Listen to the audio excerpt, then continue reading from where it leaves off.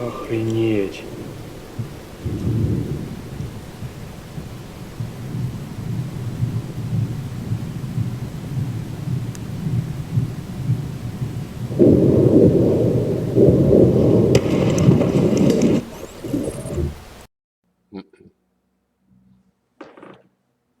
Blanche just uploaded a video saying the Third World War has started, and you've seen I've incorporated the RT video of this explosion. That is a detonation. That is a nuclear detonation. He's right on again. That is a nuclear detonation when you see that flash of light.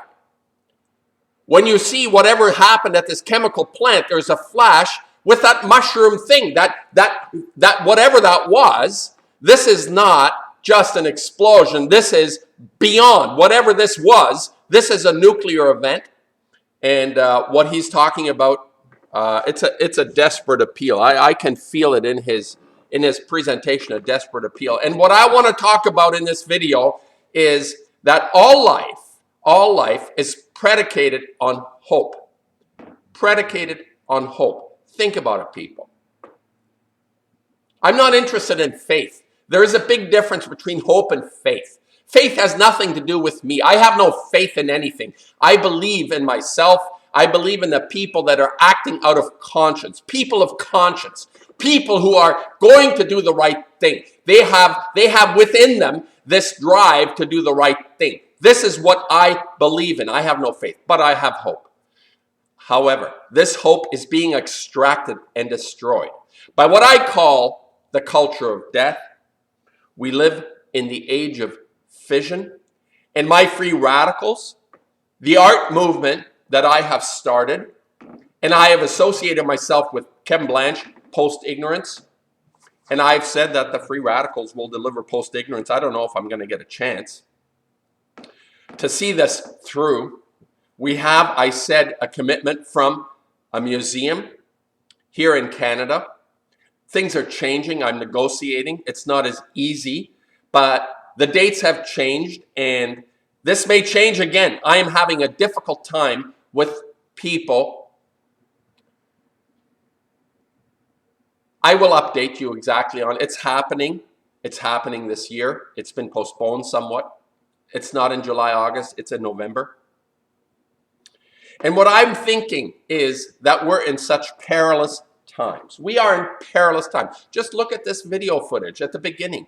A chemical plant blowing up. What's in a chemical plant? What's in a chemical plant that could possibly be of interest to anybody? Of course not. Well, the footage is there. Everybody, the banality of life continues. People are engaged in the banality of life. The banality is everything. Whether it's religion, science, pop culture, anything to do with sports, I don't care. The banality reigns. Banality reigns. That's the brilliance of Warhol. That's the brilliance of Warhol.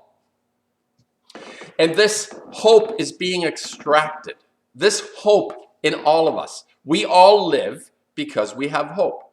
Don't kid yourself. If you wake up in the morning without that feeling, that intrinsic feeling of hope, it's not going to last. The day won't last. Whatever difficulties we face, whatever adversity we face and we have to struggle with, it'll be inconsequential, because if you don't have hope, you're going to just lie down and die. So we have to have this intrinsic element. Every human being within them has this feeling of hope. That's why I make paintings. And that's why my paintings, actually, they give me hope, because I draw on myself. I conjure from within myself. I don't rely on anybody else. I have to draw from within myself. This has been my channel. I've been saying, get in touch with that, what is within you, and you feel this sense of hope. And I have to say, in the last 6-7 years, I have not made any progress towards exhibiting my work, but I don't stop. I don't stop. And I had somebody commenting, or I was listening to somebody, this occult guy, saying, oh, I produce all this for nothing, and nobody gives a shit, but I put it out anyway. Well, go stuff yourself, because this is the essence of creating hope. You do whatever it is you need to do because it's something inside of all of us, and it's being destroyed and extracted. And artists always have known this because they do whatever they do in spite of everything. The good ones, I'm talking about the good ones. And then the mediocre ones, they produce decorations for the oligarchs. I'm not interested in being a decorator. I don't want to illustrate somebody's little book for the meaning of culture or anything. No, I produce work that comes from somewhere inside of me that is related to this feeling of hope. This feeling of hope. Where is the hope? Well, it's being extracted through the violence, primarily through the violence. Through the violence. And this video shows there is now a concerted effort. The political system, what a joke that is. The political system is in place to extract hope. It's extracting hope because when you have a promise, people that make promises and break promises, what does that do? It's a betrayal. You are betrayed. Your hope is extracted through that betrayal. So we have to conjure within ourselves something that continues this feeling in humanity that allows us to have the sense of there is a future. There is a future. And what kind of future is there if, as Blanche puts the plutonium wars, and I precede the plutonium wars with the hating of children. Children, people hate children. They allow all this system to continue because they have no hope for the future. And what is the future if not the child? The child in us, the child, the physical child, the actual child, and the violence against children is basically giving up on hope. That's my synopsis. That's how it works. So, I'm watching this explosion. It's a detonation. It's a nuclear detonation. Blanche has got it right. This is some plutonium war, what he's talking about. And I'm saying the a priori is the sense of hope that's being extracted from people. People no longer have any kind of expectation of the future, so that's why they can kiss off. Goodbye. See you later. I don't care. Let the future be whatever it wants to be. I don't really care. And it's because you don't have hope. You don't have hope. And the reason you don't have hope is you've never felt any kind of excitement and passion within inside yourself.